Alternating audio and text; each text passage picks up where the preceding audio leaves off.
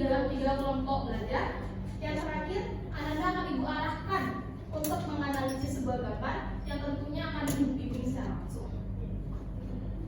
Langsung saja kita mulai ke konsep masyarakat multikultur. Baik, di sini ada udah familiar belum dengan masyarakat multikultural? Mungkin kata masyarakat sudah familiar ya, karena kita belajar sosiologi ya, karena kita belajar sosiologi kata masyarakat itu sangat sering muncul, ya kan? Multikultural, multi itu apa? Banyak. Kultural, budaya.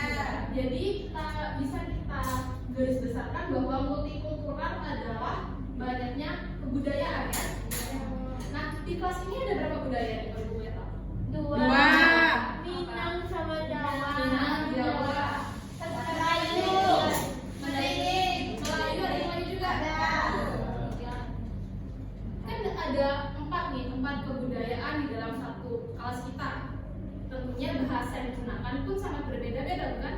Ya. Gimana sih Anda tuh dapat berinteraksi dengan teman yang mempunyai kebudayaan yang berbeda? Dengan bahasa Indonesia. Menggunakan bahasa Indonesia, bahasa nomor 1.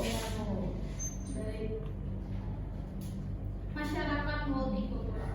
Masyarakat multikultural dapat kita katakan sebagai masyarakat yang terdiri dari banyaknya kebudayaan yang di dalamnya.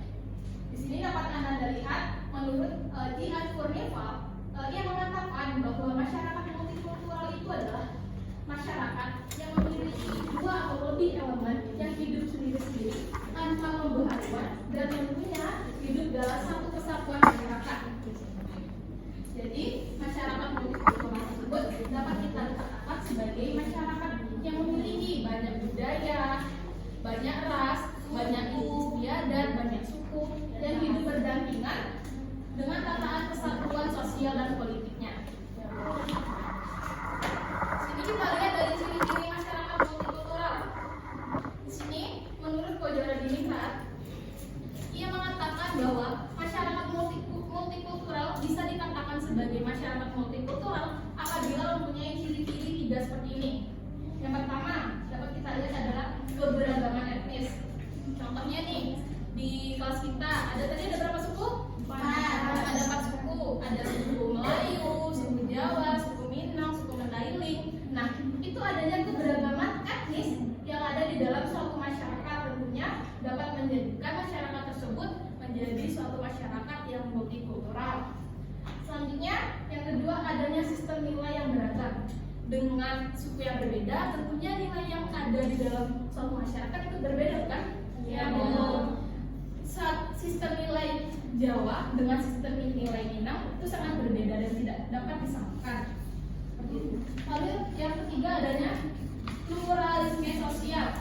Maksud di sini adalah masyarakat itu terbagi menjadi lapisan-lapisan struktur yang berbeda ataupun kelas berbeda, namun mereka hidup secara berdampingan dengan damai dan tentram. Seperti itu Anda. Lalu materi terakhir adalah faktor penyebab terjadinya masyarakat multikultural atau kata-kata sebagai bagaimana sih masyarakat itu dapat menjadi masyarakat multikultural. Nah, di sini kita lihat ada 3 faktornya. Yang pertama karena migrasi atau perpindahan penduduk. Mungkin yang dari daerah Jawa yang ada di sini ada orang Jawa di sini? Ada. Mbak Jawa. Migrasi bukan kemarin orang tuanya ataupun nenek-neneknya? Ya, trust Bu. Trust dari Jawa. Dari Jawa Tengah. Nah, itu menjadi salah satu contoh dari migrasi ataupun perpindahan penduduk. Lalu yang kedua ada kolonialisme dan imperialisme. Contohnya nih, Ibu akan sedikit cerita ya. Ada suatu negara di Amerika Latin itu memiliki suatu suatu negara yang bernama Suriname. Negara tersebut salah satu suku yang paling banyak disebut adalah suku Jawa. Loh, kenapa? Kenapa suku Jawa bisa ada di Amerika Latin? Nah ini karena pada periode kolonialisme penjajah sering membawa tenaga kerja ke wilayah lain. Nah, jadi ceritanya orang Jawa di kontrak itu sekitar 1.000 atau mungkin beratus ribu juga itu juga kurang paham. Tapi di kontrak untuk bekerja di pertanian tebu di daerah Suriname. Sehingga kontraknya selesai, mereka memilih untuk tidak pulang ke kampung halamannya, ke Jawa. Karena mungkin karena faktor ekonomi atau karena faktor sudah nyaman berada di daerah tersebut. Tapi mereka tetap tahu kami ini suku Jawa, tapi bukan Jawa Indonesia, tapi adalah Jawa Suriname. Seperti itu.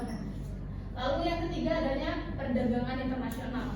Ya mungkin seperti Cindo-Cindo, orang Turki yang ada di Aceh, orang Cina dan Indonesia karena adanya jalur perdagangan, karena kita memang merupakan alur perdagangan yang sangat-sangat strategis. Seperti itu. Baik, sampai sini ada yang ingin ditanyakan? Tidak.